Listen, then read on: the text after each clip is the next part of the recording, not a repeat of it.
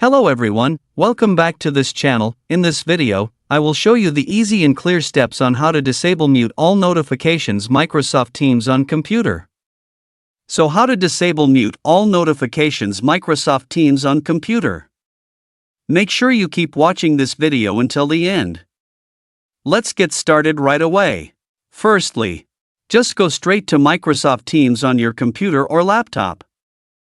And this is the initial display on Microsoft Teams. To disable mute all notifications, just point the cursor to the upper right corner of the screen. Here there is a three-dot icon. And tap. Here a scrolling menu will appear. Tap the Settings menu.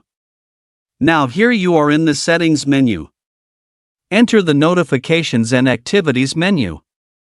Now here in the Notifications and Activities menu there are several menus. Here in the Mute All Notifications menu, tap to mute all notifications. This feature is useful for reactivating all notifications, including messages, mentions, calls, and meetings, and still getting full notifications without anything being muted. So that's it, tutorial how to disable mute all notifications Microsoft Teams on computer. Thank you for watching. I hope this video is useful. See you in the next video.